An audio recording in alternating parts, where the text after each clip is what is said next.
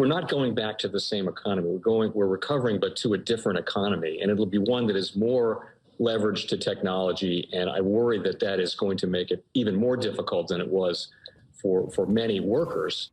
In Silicon Valley, and my friends who work in technology know that what we did to the manufacturing workers, we are now going to do to the retail workers, the call center workers, the fast food workers, the truck drivers, and then even bookkeepers, accountants, insurance agents, lawyers, and on through the economy.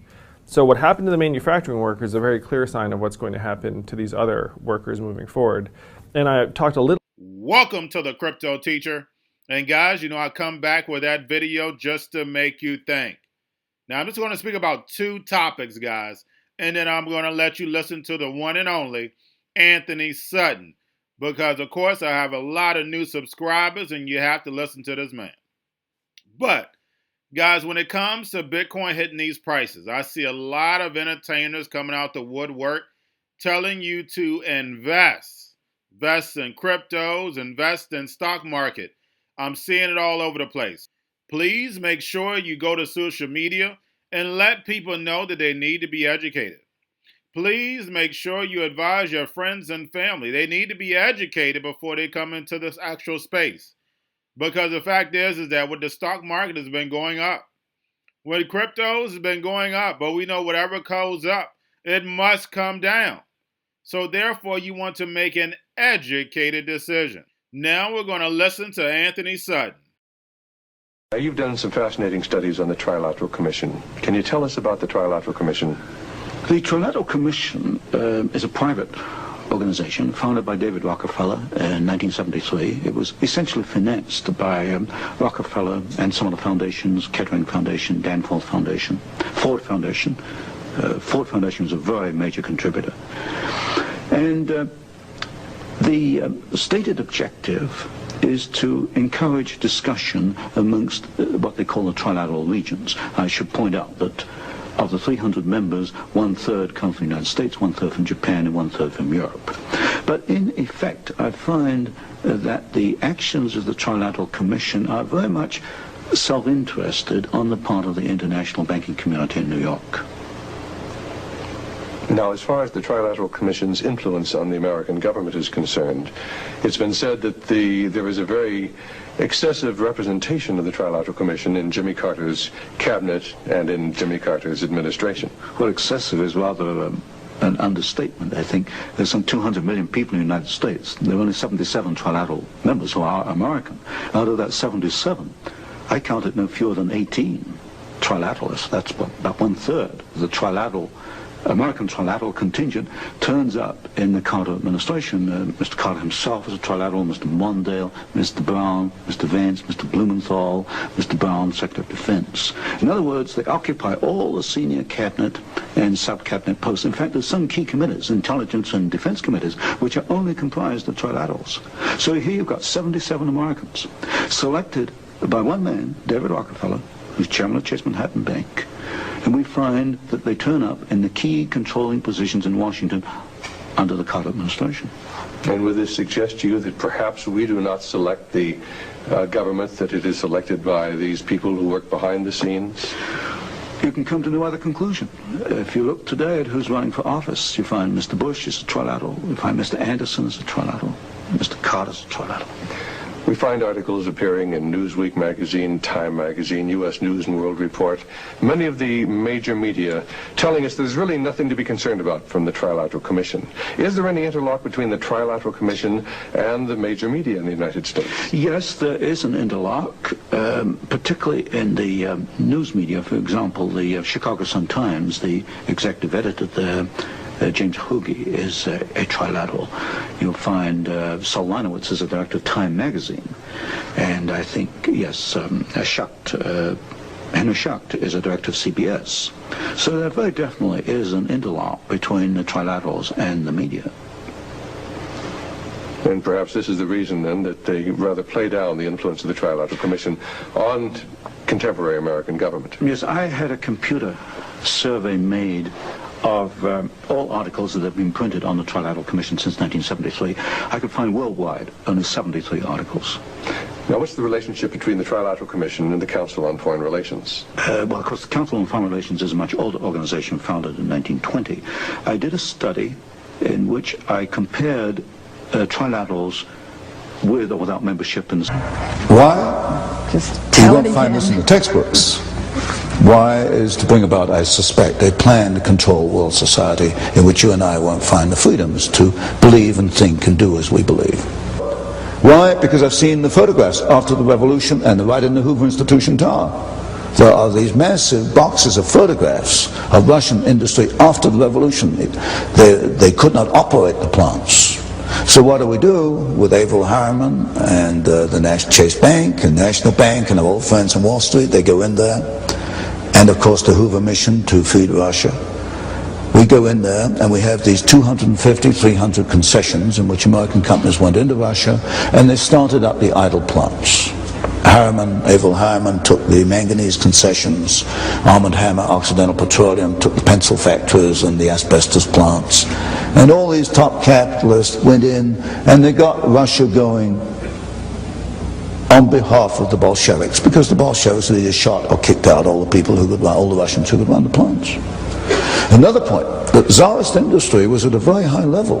Your textbooks would tell you that Tsarist industry was backward. It wasn't until the Soviets came along that it began to make progress. This is absolute nonsense. The Soviets, the Russians in 1913 had 2 indigenous Russian vehicles, Russian automobiles. There has never been an indigenous Soviet automobile. They've all come from the West. The Tsarist Russians produced an airplane in 1916 with a wingspan longer than the 747. This is not known today. It's just wiped out history. Technologically, the Tsarist Russians were at least on a par with the rest of the world. They only began to decline when the Soviets took over. And then you've got the long history from that point onwards, how you got the first 5-year plan, 1929, 1933. I look at the first 5-year plan, I look at every plant that was built in Russia at that time. Every single plant was built by a Western company. Not one single plant was built by the Soviets. You name any plant, if there are any Russians here from way back, you name any plant in the first 5-year plan, and you know as well as I do who built it. It wasn't the Soviets, it was a Western company. And you run down the list, Caterpillar tractor. There are more Caterpillar tractors in the Soviet Union than there are outside the Soviet Union. Ford Model A, Ford built the Gorky plant. And as soon as the Ford engineers left, they started to turn out military vehicles. You name it, in the first 5-year plan, every single plant was built basically by American companies, but a lot of British, French, and German and Japanese were in there too. Then the second 5-year plan in the 1930s was a duplicate. They tried to copy the first 5-year plan with their own resources. They fell flat on their faces, and they had to come back to the Western companies for assistance to duplicate the plants put in the first 5-year plan. And for example, I was in Douglas Aircraft Company. They let me into their files, and it was amazing the detailed assistance given by Douglas Aircraft. They bought one DC-3, and then they bought a DC-3 in sub-assembly and all kinds of duplicate spare parts to get the thing going. And then we've got that story, I don't know how much detail you want, which continues right up to today, July 1, 1987, and you mentioned, I think, this morning, the Toshiba and the Toshiba Japanese plant and the Norwegian company, a government-owned plant, which provided the milling machines which enabled now the Soviet submarines to be 10 times quieter than they were before, and that's going to cost us $4 billion so that we can offset what we have given them. And this stupidity has continued stupidity in my sense. From the viewpoint of a Wall Street capitalist, I guess it's smart business. This has continued for 60 years. And this supposedly by our allies, but this is not the people of Japan and Norway. No. This is again the internationalists. It's the internationalists. Toshiba represented on the Trilateral Commission founded by David Rockefeller in 1973. It's your top corporate elitists. 18. About 17, bankers, lawyers, businessmen. We said couple of doctors. There were 2 doctors, I think. There were 2 doctors. What was the mission? The mission was financed by William Boyce Thompson, the Chase Manhattan Bank, Federal Reserve System. The Red Cross didn't want to send a mission. The Red Cross said, we don't need a mission to Russia.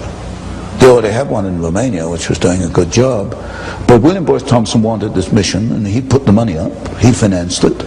And if you look, I printed a list of the people on the mission, and they were mostly bankers and lawyers, Wall Street lawyers, and people in and around the Wall Street establishment. The function or the purpose of this mission was to be in place to assist the Bolshevik Revolution. The Red Cross mission to Russia was a cover vehicle. It enabled these Wall Street elitists, these Wall Street manipulators to be there in place, and then I traced a cable $1 million from the Morgan Company in New York to Petrograd. I forget to which bank, but it came from William Boyce Thompson, and which financed the revolution. And then they put pressure back in the State Department in Washington to actually send arms to the revolution, which went forward in 1918. And then I found in the State Department files an extraordinary telegram in which Trotsky appealed to the State Department to send American Army instructors to train the new Soviet Army. And I think I reprinted that in one of my earlier books. So briefly, the Red Cross mission was a cover vehicle to enable Wall Street to be there in place to guide and manipulate the ongoing Bolshevik Revolution. In the situations that are occurring today in the Middle East, where there is great conflict, how is the order managing the conflict we see on the globe today? Well, it's, as I mentioned before, basically it is using the Hegelian dialectic. You establish one side, then you establish the other side, then you bring them into conflict, then you manage that conflict. So you establish Soviet Union, you establish Hitler, you bring them into conflict, World War II. By managing the conflict, you can control the next decade or so. And as I mentioned, we built up the Soviet Union. We're building up that China today, Communist China. We're even going to send military technology. So by 1990, 2000, we've established the two sides. We bring them into conflict. Now tell me, why does Reagan go along with these agreements with Red China, which he just did, to supply this technology? He's not a member of the order. Why does he respond to its stimuli? Because you've got a group within the administration who are members, who are connected with the order. When you get a group of quite capable men working together, they can wear down opposition, they can erode opposition, because they're all kind of marching in step. If you get 3 men marching in step, they can do more than 20 men marching to their own step. Now, guys, you have to connect the dots. And that's the reason why I connect the dots for you, because things have not changed when it comes to the New World Order. I need for you to understand that. That's the reason why I put the faces in front of you, so you understand who are making the moves. Anthony Sutton laid out the plan a long time ago. Malcolm X laid out the plan a long time ago. So therefore, we have to make sure we keep connecting the dots. It's all planned out, guys. It's been like that in the 60s, the 50s, the 40s, the 1800s, and into today. It's the same people running the same show. Guys, we know what the mission is. It's total global control, and the direction that we're going to is the 4th Industrial Revolution. So guys, please get your friends and family educated. Now, I know before the C word came, everybody was complaining. I've been trying to educate my family. Now you understand how important it is, because this mission is going to keep moving forward. And you're going to need somebody in those terrible times, guys. But just remember, I always tell you, when it comes to the New World Order, everything is planned out. You have a wonderful day.